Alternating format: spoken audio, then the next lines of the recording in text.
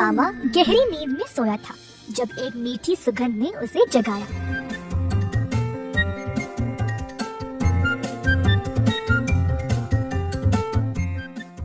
अपनी टोपी और जूते पहनकर बाहर निकल पड़ा खुशबू सूंघते सूंघते। बंदर मामा ने देखा कि ये सुगंध एक मिठाई की दुकान से आ रही थी। अंदर गया तो उसने कई प्रकार की मिठाइयों को देखा। एक लड्डू को देखकर बंदर के मुंह में पानी आ गया। जैसे ही बंदर लड्डू को उठाने गया, दुकान की मालकिन भालू ने बंदर का हाथ पकड़ के रोक दिया।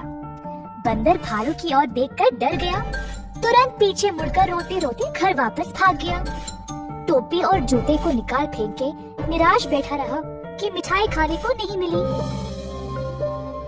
भालू काफी आलसी थी। जब उसने देखा कि बंदर उसकी मिठाइयों की सुगंध को सूंघ कर आया, उसके दिमाग में एक विचार आया।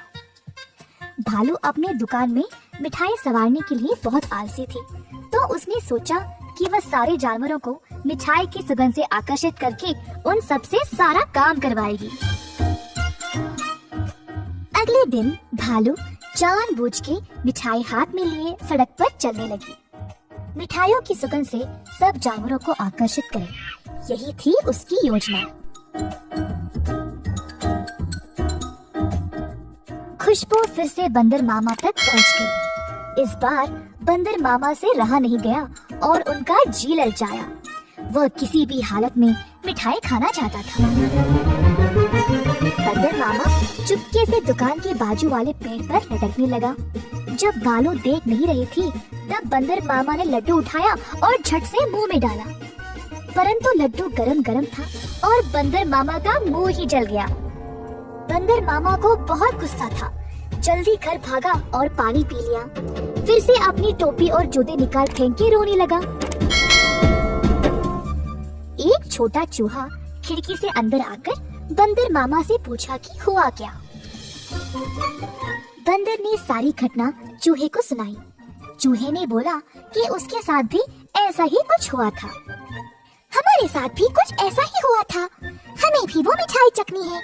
मेरे पास एक योजना है, लेकिन कुछ दोस्तों की मदद की आवश्यकता होगी। चूहा जल्दी से गया और कुछ दोस्तों को लेकर बंदर मामा के घर वापस आया। चूहे की योजना के अनुसार सारे जानवर दुकान के खुलने से पहले ही वहां पहुंच गए। दुकान के पीछे के रास्ते से एक सुराख बनाया और अंदर घुस गए। एक बंदर सारे मिठाइयों को देखकर ललचा गया। जोश में आकर कूदने लगा और नाचते नाचते केक के मिश्रण में गिर पड़ा। एक और बंदर एक बड़े से बाल्टी में झांका, ये सोचकर कि अंदर मिठाई होंगे, और फिसल के उसी के अंदर गिर गया। तीसरे बंदर ने एक बड़ी गोल सी थाली पर लड्डू देखा। थाली की ओर दौड़ा और लड्डू खाने की कोशिश की, परंतु थाली गोल गोल घूमने लगी। बंदर लड्डू के पीछे भागता रहा और थाली रुकने का नाम ही नहीं ले रही थी।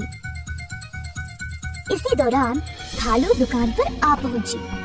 एक बंदर केक के मिश्रण में फंसा था, दूसरा बड़ी बाल्टी में और तीसरा बस लड्डू के पीछे गोल गोल घूम रहा था।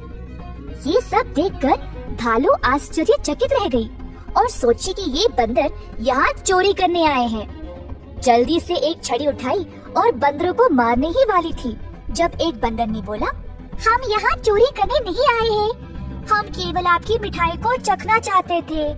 इनकी सुगंध इतनी मजेदार है, बस हमसे रहा नहीं गया। भालू ये सुनकर जोर से हंसने लगी। मेरे दुकान में चोरी छुपे घुसना गलत बात है। खैर छोड़ो, वैसे भी मुझे मिठाई बनाने में मदद चाहिए। अगर तुम लोग हर रोज मेरी सहायता करोगे तो मैं तुम्हें अच्छे अच्छे मिठाई खाने के लिए दूंगी। ये सुनकर बंदर मामा और उसके दोस्त खुश हो गए। उस दिन से सब जानवर मिठाई की दुकान पर काम करने लगे। भालू ने अच्छे से बंदरों का फायदा उठाया, बंदरों से मिठाई बनवाई और सजा संवार के रखवाया भी।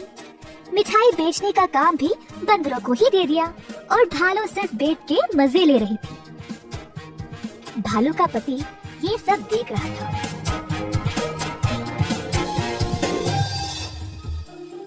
तुम तो रोज इतना काम करती हो, परंतु आज आराम से बैठकर मिठाई खा रही हो। दुकान भी बंदरों से भरा पड़ा है। ये क्या हो रहा है यहाँ पे? बंदरों ने मेरा काम आसान कर दिया है। वे खुशी खुशी सारा काम कर रहे हैं और बदले में मुझे ज्यादा कुछ देने की आवश्यकता भी नहीं। बस दिन में एक एक मिठाई देके काम चला रही हूँ। बंदर मामा कोने में इन दोनों की बातें सुन रहा था और ये सब जानकर उसे बुरा लगा। बंदर को एहसास हुआ कि भालू उसका और उसके दोस्तों का इस्तेमाल कर रही थी।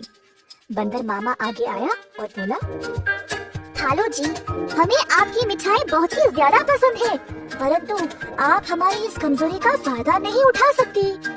ऐसे स्वार्थी बनके किसी को इस्तेमाल करना गलत बात है।